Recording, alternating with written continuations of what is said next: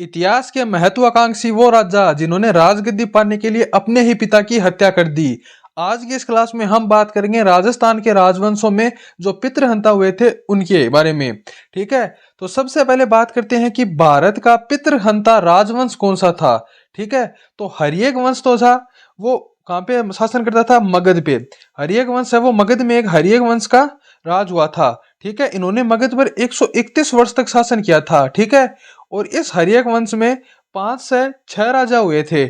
131 वर्ष में 5 से 6 राजा हुए, जिन्होंने सभी ने एक दूसरे को मारकर है वो राजगद्दी प्राप्त की थी। इसलिए भारत का जो पितृहंता राजवंश है वो हरियक वंश को कहा जाता है, क्योंकि इसमें जो भी राजा हुए उन सभी ने अपने पिता को मारकर हटाकर राजगद्दी प्राप्त की थी। ठीक है, तो भारत का पितृहंता राजवंश जो है वो हरियक वंश को कहा जाता है। इसके बाद हम बात करेंगे राजस्थान के राजवंशों में। तो राजस्थान में गुर्जर प्रतिहारों का पितृहंता किसे कहा जाता है?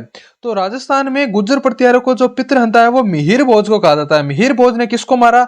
अपने पिता रामभद्र को मारा था।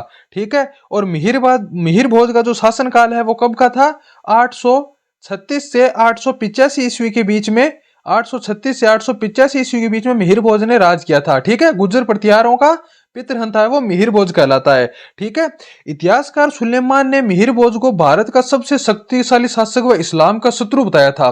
ठीक है, एक अरबी यात्री था सुलेमान, एक अरबी यात्री सुलेमान था, जिसने मिहिर भोज को जो है वो इतिहास का भारत का सबसे शक्तिशाली शासक कहा था और इस्लाम का सबसे बड़ा शत्रु कहा था। ठीक है, तो इस्लाम का सबसे बड़ा शत्रु मिहिर भोज को अरबी यात्री सुलेमान ने कहा था। अगला है कि चौहानों का पितृहंता। तो चौहान जो राजवंश था उसके अंदर जगदेव जो था वो पितृहंता कहलाता है। जगदेव ने किसको मारा था? जगदेव ने अपने पिता आनाजी चौहान को मारा था। ठीक है, आनाजी या फिर अर्णोराज चौहान। ठीक है, आनाजी अर्णोराज चौहान को मारा था। ठीक है, तो क्या हुआ कि आनाजी जो चौहान थे उनके 4 पुत्र थे। ठीक है, 4 पुत्र थे। कौन कौन थे? एक थे विग्रहराज चतुर्थ, ठीक है, बिसल देव जिनको भी बोलते हैं विग्रहराज। ठीक है, एक जगदेव हो गया।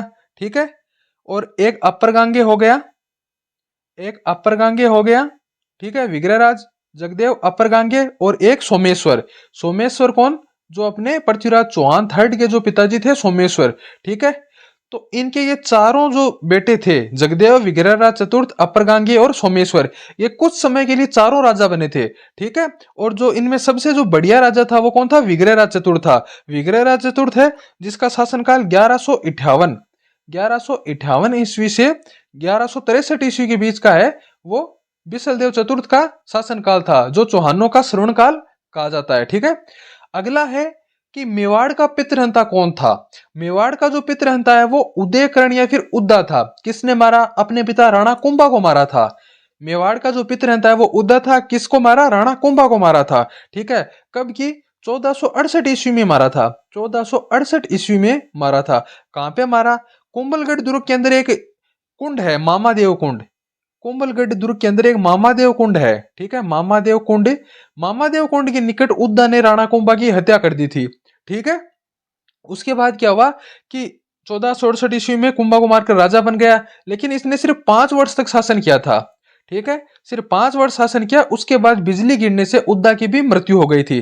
ठीक है, तो मेवाड़ का पितृहंता उदयकरण या उद्दा को कहा जाता है। अपने पिता राणा कुंभा को मारा था 1468 ईस्वी में। मारा कहाँ? मारा कुंभलगढ़ दुर्ग के अंदर मामादेव कुंड है उसके निकट कुंभा को मारा था। ठीक है, अगला है हमारा मारवाड़ का दूसरा पितृहंता। ठीक है, मारवाड़ में 2 पितृहंता हुए थे। ठीक है, ठीक है, तो मारवाड़ का जो एक पितरंत है वो कौन है? बख्त सिंह। बख्त सिंह ने किसको मारा था? अजीत सिंह को मारा था। ठीक है, बख्त सिंह ने अजीत सिंह को मारा था, अपने पिता अजीत सिंह को मारा था। ठीक है, कब मारा था? 1724 ईस्वी में मारा था। 1724 ईस्वी में अपने बड़े भाई अभय सिंह के कहने पे मारा था। ठीक है, अब बख्त सिंह ने अपने बड़े भाई अभय सिंह के कहने पे अजीत सिंह को मारा था। ठीक है, और मारा भी और राजा भी नहीं बना। राजा कौन बन गया? राजा बन गया अभय सिंह। मार भी दिया और गद्दी भी नहीं मिली।